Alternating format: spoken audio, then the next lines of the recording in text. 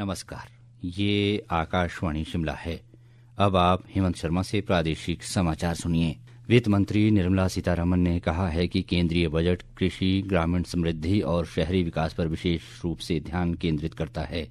कल नई दिल्ली में संवाददाताओं से बातचीत में वित्त मंत्री ने कहा कि बजट विकसित भारत की ओर अग्रसर होने का आधार तैयार करता है।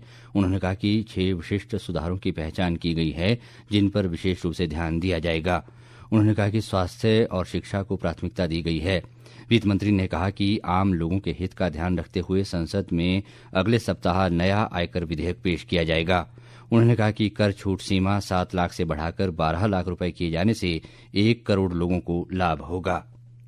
भाजपा ने केंद्रीय वित्त मंत्री द्वारा कल पेश किए गए बजट की सराहना की है।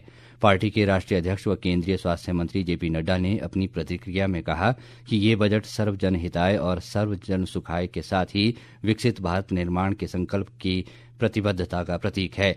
नड्डा ने कहा कि ये आम बजट सशक्त, समृद्ध और आत्मनिर्भर भारत के नवनिर्माण को दिशा प्रदान करेगा।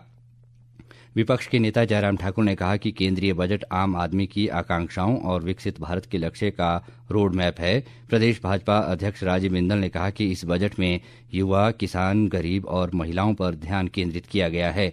उन्होंने कहा कि बजट के अनुसार आयकर में राहत केंद्र सरकार का जनता को एक बड़ा तोहफा है। राजीव बिंदल ने कहा कि प्रधानमंत्री नरेंद्र मोदी के नेतृत्व वाली एनडीए सरकार ने हमेशा राष्ट्र निर्माण में मध्यम वर्ग की सराहनीय ऊर्जा और क्षमता पर विश्वास किया है। मुख्यमंत्री सुखविंदर सिंह सुक्खू ने ग्रामीण अर्थव्यवस्था की मजबूती के लिए ग्रामीण विकास व पंचायतीराज विभाग को डिजिटल कार्यप्रणाली अपनाने के निर्देश दिए हैं। शिमला में कल विभाग की समीक्षा बैठक में उन्होंने कहा कि राज्य सरकार ग्रामीण अर्थव्यवस्था के सुदृढ़ीकरण के लिए तत्परता से कार्य कर रही है। मुख्यमंत्री ने बताया कि लोगों की सुविधा के लिए वर्ष 2024-25 के दौरान ग्राम पंचायत भवनों में 780 कॉमन सर्विस सेंटर स्थापित किए गए हैं। इसके अलावा परिवार नकल, विवाह प्रमाण पत्र और बीपीएल प्रमाण पत्र जैसी सेवाएं अब ई परिवार पोर्टल और ई डिस्ट्रिक्ट पोर्टल के माध्यम से ऑनलाइन उपलब्ध हैं। मुख्यमंत्री ने विभाग को स्वयं सहायता समूहों के उत्पादों और प्राकृतिक खेती उत्पादों के विपणन में सुधार लाने के भी निर्देश दिए। आज बसंत पंचमी है। हिंदू पंचांग के अनुसार बसंत पंचमी हर वर्ष माघ महीने की शुक्ल पक्ष की पंचमी तिथि को मनाई जाती है। ये दिन खासतौर पर बसंत ऋतु के आने और मां सरस्वती की पूजा का होता है। इस दिन विद्या, ज्ञान और कला की देवी मां सरस्वती की पूजा का विशेष महत्व है। उधर कुल्लू जिला में बसंत पंचमी के अवसर पर भगवान रघुनाथ जी की शोभा यात्रा निकालकर उन्हें ढालपुर मैदान तक लाया जाएगा, जहां से उन्हें रथ पर बिठाकर उनके अस्थायी शिविर तक ले जाया जाएगा।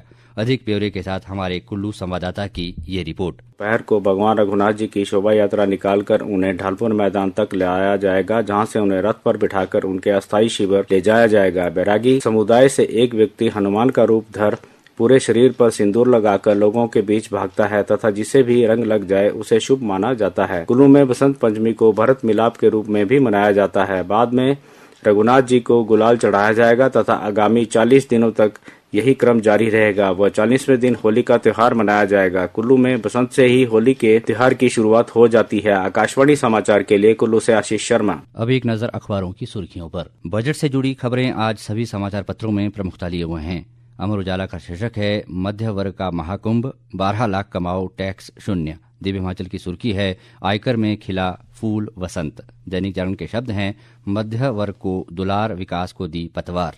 मुख्यमंत्री के हवाले से दिव्य हिमाचल ने सुर्खी दी है गरीब विरोधी और अवसरवादी है बजट। पंजाब केसरी लिखता है 18,96,000 परिवारों को ई परिवार रजिस्टर में पंजीकरण। इसी पोर्टल पर पशुधन पंजीकरण भी किया शुरू। इसी पत्र की एक अन्य सुर्खी है रेरा के पूर्व चेयरमैन के खिलाफ विजिलेंस के डीजीपी को भेजी शिकायत। मौसम पर पंजाब केसरी का कहना है रोहतांग सहित लाहौल स्पीति व किन्नौर के ऊंचे इलाकों में गिरे फाहे। दैनिक भास्कर के शब्द हैं लाहौल किन्नौर की चोटियों में बर्फ, शिमला और मनाली में हुई बूंदाबांदी। इसी के साथ ये समाचार बुलेटिन समाप्त हुआ। हमारा अगला बुलेटिन आप सुन सकते हैं 11 बजे। नमस्कार।